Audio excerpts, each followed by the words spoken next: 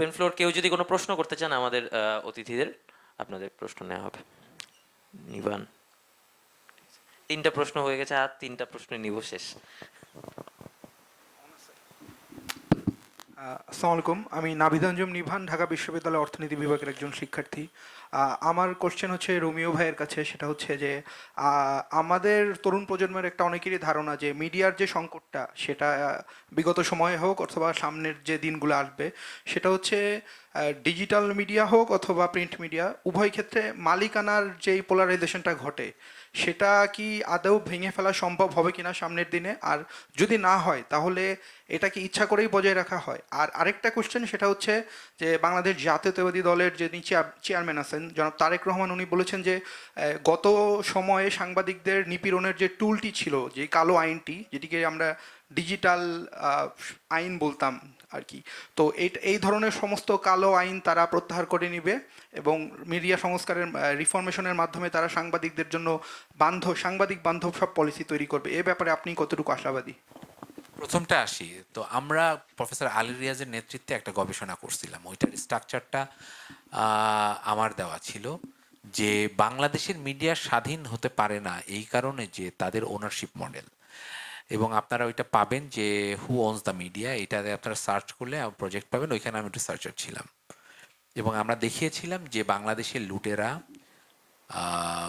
ভূমিদস্যুরা, bank ডাকাতরা এবং সর্বোপরি বিদ্যুৎ মানুষের কাছ থেকে বেশি দামে বিক্রি করে যে সমস্ত লুটেরা ছিল, তাদের অধিকারে ছিল এই মিডিয়াগুলো। তো আমার ছোট ভাই আরিফ যখন একটা টেলিভিশনের লাইসেন্স পাইলো, আমি খুশি হয়েছি। এখন অনেকে বলবেন ভাই আপনি এনসিপি তো মানে একটু ইয়ে করতেছেন, সফট কর্নার আছে। I don't care. আমি মনে করি যে পাবলিক ফান্ডেড, আমি যদি ইফ সি দেন আমাকে কোনো সরকার বলল ভাই আপনি মিডিয়াকে কিভাবে ইয়ে করতে চান, আমি বলবো যে মিডিয়াকে ইন্ডিপেন্ডেন্ট করে দিতে হবে। আমি বিটিভিকে স্বায়ত্তশাসন শুধু দিতে চাই না, বিটিভিকে টিআরটি ওয়ার্ল্ড বানাইতে চাই, জিনা তাসনিমের মতো মানুষকে বিটিভির হেড অফ নিউজ বানাইতে চাই। সিম্পল। এটা হচ্ছে আমার আমার এখন সে করবে কিনা সেটা ডিফারেন্ট, কারণ তার ওই পয়সা আমি দিতে পারবো কিনা, যে 2 লাখ টাকা বা 3 লাখ টাকা দিতে পারো। But I wish like that, ঠিক আছে? ওইখানে ওই রিপোর্টারকে নিতে চাই যে মানে ওয়াশিংটন থেকে কভার করবে, আমি ওইখানে রিপোর্টার দিতে চাইছি, এটা আমার ভিশন।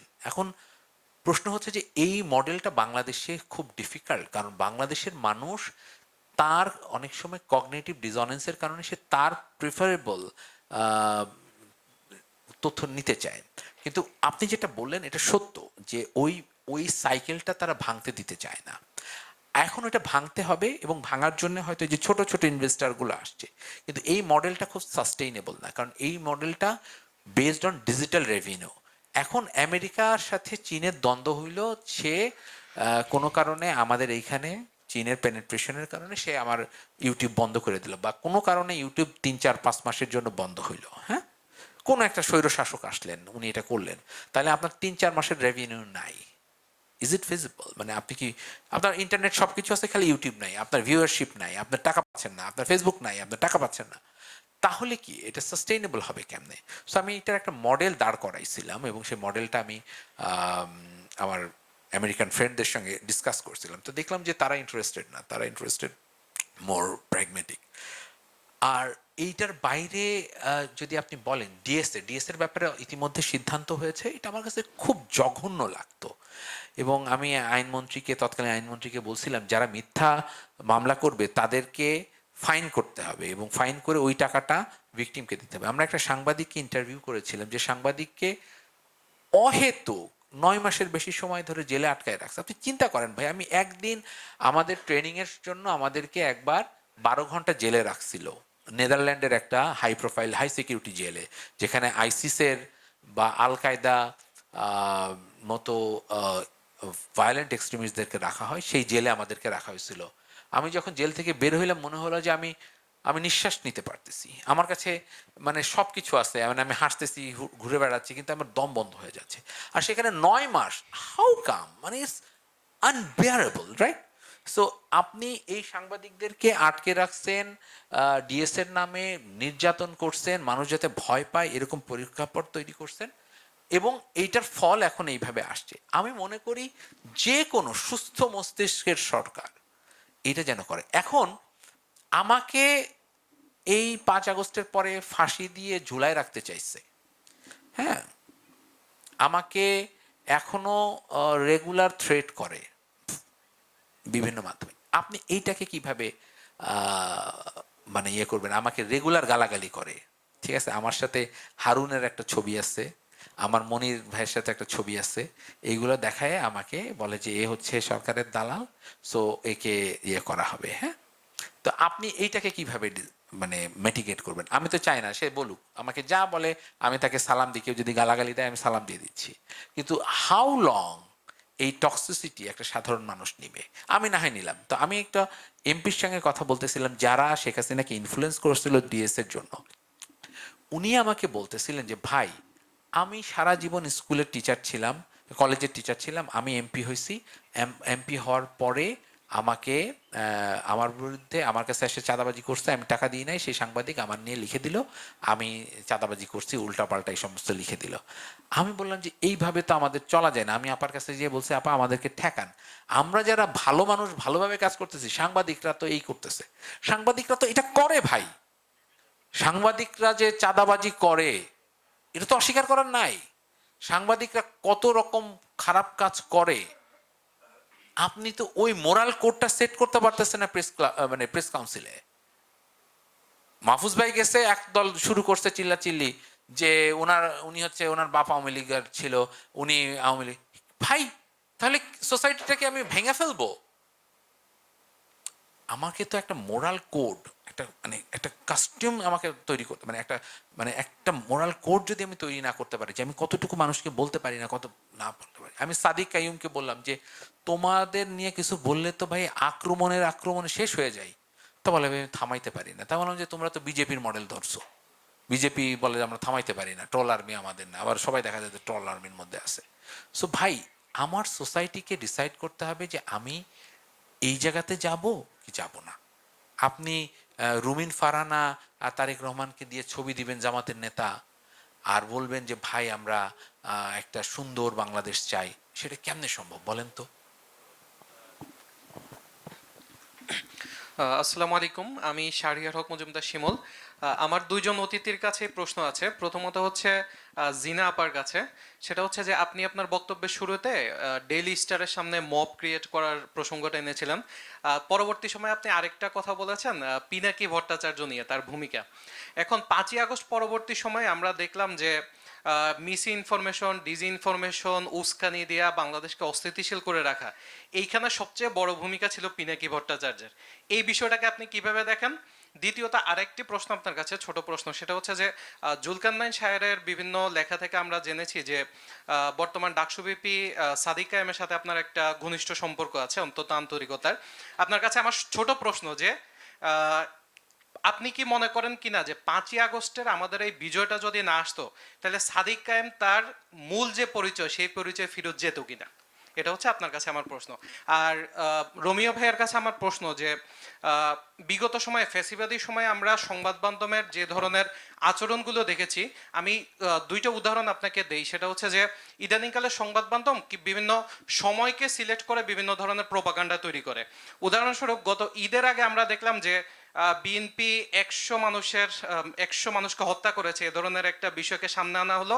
এবং 100তম যে লিস্টটা, সেখানে দেখলাম আমরা যে ফেনীতে সম্ভবত একটা ঘটনা, দুইটা গোত্রের মধ্যে বা দুইটা বংশের মধ্যে একটা ঝামেলা, নিজেদের মধ্যে মারামারি করেছে। একজন মসজিদের ইমাম, উনি হচ্ছে হাসপাতাল থেকে চিকিৎসা নিয়ে এসে 3 ওয়াক্ত নামাজও পড়াইছে।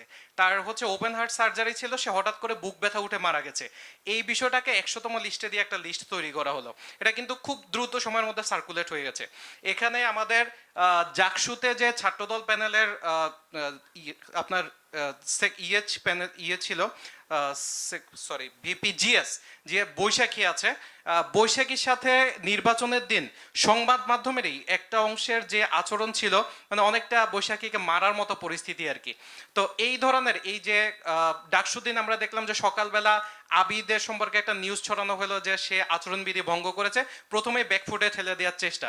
তো সংবাদ মাধ্যমের এই ধরনের আচরণ থেকে কিন্তু আমরা দেখতে পাচ্ছি যে 5ই আগস্টের পরবর্তী সময়েও খুব বেশি উন্নতি কি আসলে হয়নি। তো রোমিও ভাইয়ের কাছ থেকে জানতে চাচ্ছি যে এই বিষয়গুলোর আসলে সমাধান কি? আচ্ছা, I did credit Pinaki for sowing the seeds of revolution, but after 5th August, our role, I'm very disappointed, and he hasn't been consistent, and uni basically permanent state of anarchy মধ্যে চায় বাংলাদেশে.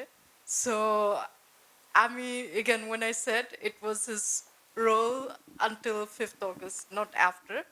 And yes, he instigated the mob, and in fact উনি threaten করেছেন যে daily star building গিয়ে আগুন দিয়ে জ্বালাই দেওয়া দরকার। So again I don't endorse any of this, and মানে আই উড লাইক টু না, I am a big fan. I respect him. He's a very knowledgeable and intellectual person. It's you have to give credit where it's due, and his role before 5th August, and in fact আমি বলবো যে তারেক রহমানের ব্যাপারে যত misinformation, একটা completely ভুল narrative যেটা create হয়েছে, এটা পিনাকি ভট্টাচার্য কিন্তু meticulously, for want of a better word, উনি দেখিয়েছে যে all of it is just bogus. So again, credit you have to give where it's due. উনি অনেক ফ্যান্টাস্টিক কাজ করেছেন, বাট অনেক সময় উনি ট্রুথ দেখিয়েছেন, অনেক সময় misinformation. So again I expect the public to be wiser, his viewers to be wiser, and কোনটা সত্যি আর কোনটা মিথ্যা ওটা জাজমেন্ট তাদের করতে। আর আরেকটা, সাদিকের সাথে আমার relationship is beyond political beliefs. We never talk about any of these things. আমি তাকে অ্যাডভাইস দিই, সে আমার কাছে করে, অ্যান্ড আমি কনস্ট্যান্টলি সব সময় আমাকে বলি যে he should be going to America for further studies and not be involved in any of this thing. আর আরেকটা জিনিস হলো, I'm taking the liberty to answer one of Romeo ভাই's হলো যে এখানে আপনি যেটা 100 জনের লিস্ট বলেছেন, এখানের মধ্যে এখানেই মিডিয়ার রোলটা, you have to be objective and due diligence, যেটা এখন পর্যন্ত আমরা কেউ করছি না। বাট আই উড সে যে 15 ইয়ার্সে কম কাজ করে everyone has become lazy and actual কাজটা করতে চায় না। তো ওই জায়গা থেকে আমি বলবো, and also over the past 15 years মিডিয়াতে বেশিরভাগ মানুষজনই যারা employed, they are affiliates or associates or beneficiaries or sympathisers of the past regime. So এখনো যে রিপোর্টিং আমরা দেখছি, it's coming from that slant, তাদের পয়েন্ট অফ ভিউ থেকে, and that explains many of the incidents that you mention. Thank you. Romeo ভাই? আমি পিনাকি দিয়ে একটু শুরু করি, ভাইয়ার আপুকে একটু সাপ্লিমেন্ট করি। আমি পিনাকি ভট্টাচার্যর প্রচুর লেকচার শুনেছি। আমি বেসিক্যালি লন্ডনের একটা অর্গানাইজেশনের জন্য এই ভায়োলেন্স কমানো যায় কীভাবে, তার জন্য লেকচার কোনগুলো ভায়োলেন্ট লেকচার এগুলো অ্যাসেস করে দিতাম। ওরা গুগলের জন্য কাজ করতো, তো আমি ওইগুলো শুনে শুনে এটা রিডিউস করার কাজ করতাম। তো যাই হোক, আমার কাছে পিনাকি ভট্টাচার্যকে মনে হয় যে উনি মিশেল ফুকোর আমাদের গরিবের ভার্সন, মানে গরিবের ভার্সন অফ মিশেল ফুকো। তো উনি মিশেল ফুকো দেখতেন না, মিশেল ফুকো সবখানে কি করছে যে এটা ভাঙা চুরা সব কিছু ঠিক হয়ে যাব, হ্যাঁ। তো সে আবার কনসিস্টেন্ট থাকতো না, সে একসময় এইভাবে বলছে যে এটা আইডেলিস্টিক্যাল অ্যাপ্রোচে ইরান রেভলিউশনকে সে জাস্টিফাই করার চেষ্টা করছে, তার লেখার মাধ্যমে ইনফ্লুয়েন্স করছে ওয়েস্টকে। তারপরে ইরানে যখন বিপ্লব হয়ে গেছে, সব যখন উল্টাপাল্টা হয়ে গেছে, তখন কয় ভাই আমি এটা জানি না ভাই কেমনে হইলো কী হয়েছে। তো উনি তো রেসপন্সিবিলিটি নেবেন। তো আমি ফ্রেঞ্চ একজন ডিপ্লোম্যাটের সঙ্গে কথা বললাম যে ভাই, তোমার দেশে যদি এরকম হয়, তোমার দেশ তো রেভলিউশন দেখতে দেখতে দেখতে অভ্যস্ত, but what about my country? আমার তো রিসোর্স নেই, আমি তো শেষ হয়ে যাব, টেকনোলজিতে আমি অ্যাডভান্স না, আমার রিসার্চ নেই, কিছু নাই। সে আমাকে যেটা বললেন সেটা হচ্ছিল এরকম যে তার যে শর্তে তার 53 সালের একটা ওদের ইয়ে আছে, লেজিসলেশন আছে, সেটাতে সে যে শর্তে ওইখানে আছে যে সে বাংলাদেশে যদি আসে তার জন্য ক্ষতি হবে, তার সিকিউরিটি থ্রেট। সো ওইখানে আছে FIDS এর মাধ্যমে সে গিয়েছে। তো উনি আমাকে যেটা ব্যাখ্যা দিলেন যে বাংলাদেশে মানে খারাপ পরিস্থিতি, এই কারণে উনি ওইখানে আছেন। এবং এটাও বললেন যে আমরা আফগানিস্তানের যে মেয়েরা গিয়েছে, আফগানিস্তানের যে ছেলেরা গিয়েছে, তারা যখন আফগানিস্তান স্টেবল হয়ে যাবে তখন তাদেরকে ফেরত পাঠাই দেওয়া হবে। বাংলাদেশেও যদি স্ট্যাবিলিটি চলে আসে, কমপ্লিট স্ট্যাবিলিটি চলে আসে, এবং যদি ফ্রেঞ্চ গভর্নমেন্ট মনে করে যে আসলে ওনাকে আমাদের আর প্রয়োজন নেই, আমরা ফেরত পাঠাবো, তাহলে তাকেও ফেরত পাঠাই দিতে পারে। তো আপনি বুঝে নেন যে বাংলাদেশের এনার্কি হলে কার সুবিধা, এটা একটা দিক। দ্বিতীয় যেটা হচ্ছে যে বিএনপির টার্গেটেড অ্যাটাকের শিকার, এবং এইটা খুব সিস্টেমেটিক ওয়েতে করা হয়, এটা একটা বিজেপির মডেল। আপনারা একটা বুঝতে শিখুন যে 2014 সালের আগে বিজেপি যে মডেলে ক্ষমতায় এসেছিল, জামাত সেটাই কপি করছে। জামাত বা অন্যান্য রাজনৈতিক দল সেই একই একটা দিকও, তাদের ট্রল আর্মি ছিল, ট্রল আর্মি, তারা ধর্মকে বলছে যে ইয়ে হিন্দুত্ববাদ खतरे में है, হিন্দু खतरे में है, ये ও বাত উধার সে আয়া থা, ইধার ভি আমার দেশ প্রত্যেক দিন মুসলমান শেষ হয়ে যেতেছে, ভাই মুসলমান শেষ হয়ে যেতেছে। হ্যাঁ, এই বয়ানটাই তারা তৈরি করার চেষ্টা করতেছে, আমার দেশ এখানে করতেছে। ওইটা 2014 সালের আগে একই কায়দায় হিন্দু খাতরে মে হ্যাঁ, এই করে ওরা কি করছে জানেন? আপনি যদি কখনো হায়দ্রাবাদে কেউ যায় থাকেন, হায়দ্রাবাদে যাবেন, হায়দ্রাবাদে যে আমি ছিলাম অনেকদিন, পালাই ছিলাম বাংলাদেশ থেকে। তা হায়দ্রাবাদে পালাইছিলাম যখন, তখন আমি যাইতাম যে কিভাবে চেঞ্জ করতেছে। ওইখানে সুন্দর গেট ছিল, হায়দ্রাবাদের হিস্ট্রি নামই চেঞ্জ করে ফেলতেছে ওরা, সাইবারাবাদ বানাই দিছে অর্ধেক কেটে, বলে এটার নাম সাইবারাবাদ, ঠিক আছে, যাতে আপনি হায়দ্রাবাদ আর মাথায় না থাকে। চারমিনার আছে, চারমিনারের পাশে ছোট্ট একটা, প্রথমে একটা ইট পুলে বললো যে এটা আসলে মন্দির ছিল, ঠিক আছে। 3-4 বছর পরে ওইটা এখন বিশাল মন্দির হয়ে গেছে, এখন বলে যে ভাই এইটাই মন্দির ছিল, চারমিনারও সরাও। সো দ্য ওয়ে তারা মাইনরিটির মানে মেজরিটির ভিতরে মাইনরিটি কমপ্লেক্স ঢুকাতে চায়। বাংলাদেশে একইভাবে, ভাই মুসলমানদের তো দিন শেষ হয়ে যেতেছে, ভাই মুসলমান শেষ হয়ে যেতেছে, ওই গল্প করলে কি আপনি তখন ভয় পান, তাই তো? এইভাবেই তো এই কারণে টার্গেট ওয়েতে এই 3-4টা কাজ করা হয়েছে। একই প্লে বুক ওই সময় ওরা হাওয়ার্ডের ছেলেদেরকে দিয়ে করছে, এখানে হাওয়ার্ডের ছেলেবেলে দিয়ে করতেছে, এই যে পার্থক্য, ঠিক আছে? না না সত্যি, ওইখানে MIT, হাওয়ার্ড, দেন লিডস, ক্যামব্রিজ, অক্সফোর্ডের ছেলেমেয়েরা এখনো, ওদের ক্যামব্রিজ অক্সফোর্ডের ছেলেমেয়েরা এখন কাজ করতেছে বাংলাদেশে, তাদের জন্য সব ক্যাম্পেইন করতেছে সিমিলার ওয়েতে, শুধু এখানে পার্থক্য যে হাওয়ার্ডের জায়গায় এখানে হাওয়ার্ড কাজ করতেছে।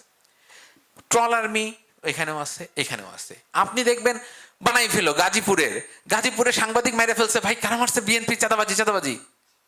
হারি পরে দেখা গেল ঘটনা ডিফারেন্ট। আমাদের যারা এই মোজোর বড় অংশ হচ্ছে একটা পার্টিকুলার পলিটিক্যাল পার্টি থেকে ব্যাক করা হচ্ছে। সো এইটা হবে। আমরা যে জিনিসটা চিন্তা করতেছিলাম যে মিডিয়া রিফর্ম হওয়ার পাশাপাশি মিডিয়ার ইন্ডিপেন্ডেন্সিটা বাড়বে। সেকেন্ড যে জিনিসটা দরকার ছিল, যেটা হয়নি, বিএনপি চিন্তা করছে তার কিছু লেজুর ভিত্তি মানুষ দরকার, যে আমার চরম দালালি করবে, তারেক রহমান এই করেছেন, ভবিষ্যতের বাংলাদেশ গড়া করে একটা বক্তৃতা দিবে, সে হয়ে গেল। এইটা ডিজাস্টার। ইউ নিড ভালো সাংবাদিক। আপনি ভালো সাংবাদিকদেরকে ফ্যাসিলিটেট করবেন, কোনো প্রায়োরিটি দিবেন না। সে আপনার জন্য সত্য কথাটা তুলে দিবে। সোসাইটি খারাপ হবে, সে খারাপ কথা বলবে, আপনি ভালো করলে আপনার ভালো কথা বলবে, তখন আপনি কারেক্ট হবেন। কাদের প্রতি বায়াস বিএনপি মনে করেন আপনি? বিএনপি ভাই এখনো ওই, না আপনি যে বললেন বিশেষ করে লেজুর ভিত্তিক, হ্যাঁ বিএনপি ভাই এখনো আজ থেকে 15-20 বছর আগের ওই যে এখনো তাদের ভেতরে সেই সাইকি কাজ করে, ঠিক আছে, কাজ করে যে এখনো তারা চায় যে বলবে তারেক রহমান তারুণ্যের এরকম গুণগান শুনবে। ভাই উনি নিজে ক্রিটিসিজম নিচ্ছে আর আপনি তেল মারতেছেন। অদ্ভুত ব্যাপার। উনি ক্রিটিসিজম শুনতে চাচ্ছে, কনস্ট্রাকটিভ ক্রিটিসিজম শুনতে যাচ্ছে, আর আপনি তেল মারতেছেন স্টেজে যায়। কেন ভাই? উনি তো চাচ্ছে বাংলাদেশের যে সমস্যাটা আপনি সেটা তুলে ধরেন।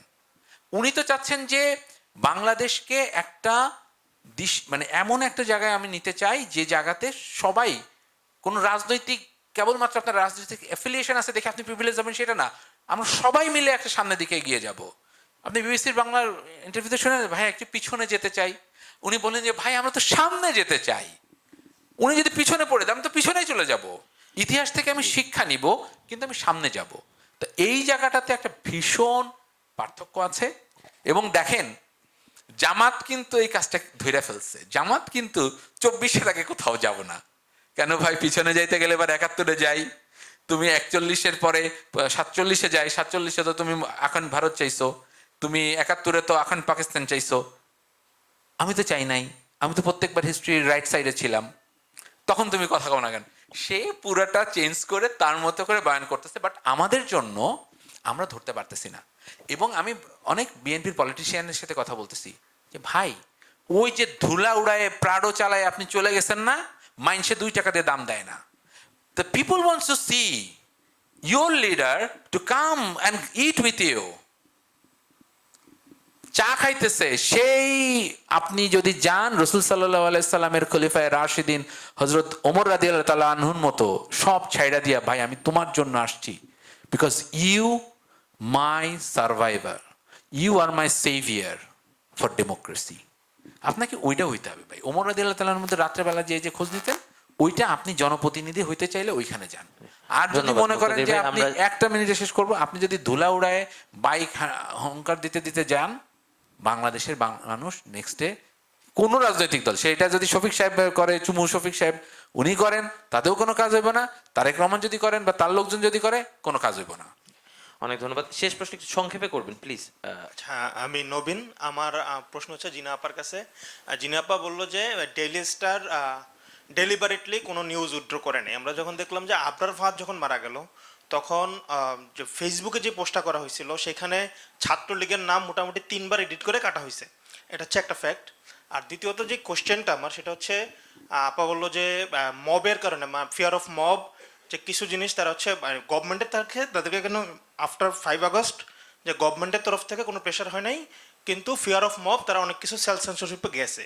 অ্যান্ড এইটা কোনোভাবে কি মবকে কি আরো এম্পাওয়ার্ড করে কিনা? আচ্ছা হ্যাঁ, আমাদের ফেসবুকে ওইটা ইয়ে, বাট অ্যাকচুয়ালি আমি যখন বলেছিলাম যে কোনো কিছু ডিলিট করা হয় না আনলেস দের ইজ আ মানে পুরোপুরি clear evidence of fake news, I meant dailystar.net, ওইখানের কথা বলছি। ফেসবুকে তো মানে একটু ভুল ইয়েটি হতে পারে, বাট ওই dailystar.net which is our archive and everything, ওইখানের থেকে কোনো কিছু ডিলিট হয় না আনলেস খুবই মানে পুরোপুরি নাইট অ্যান্ড ডে ভুল নিউজ হয়। আর মবের জন্য আমরা ইয়ে করছি না, আই মিন এগেন মব যারা ক্রিয়েট করছে তাদের ব্যাপারে কিন্তু আমাদের ওই যেসব লেখার জিনিস সেটা না। মব ইজ বেসিক্যালি আমি কি বলবো, তারা বুঝে কম অ্যান্ড ইজিলি ইনফ্লুয়েন্স, তাদের ইয়েতে তো তাদের এগেনস্টে লেখার কিছু নেই। লেখার যাদের সেটা আমরা ভয় করা হচ্ছে না, because someone from maybe Paris or উস্কে দিবে। সো এটা হলো প্রবলেম।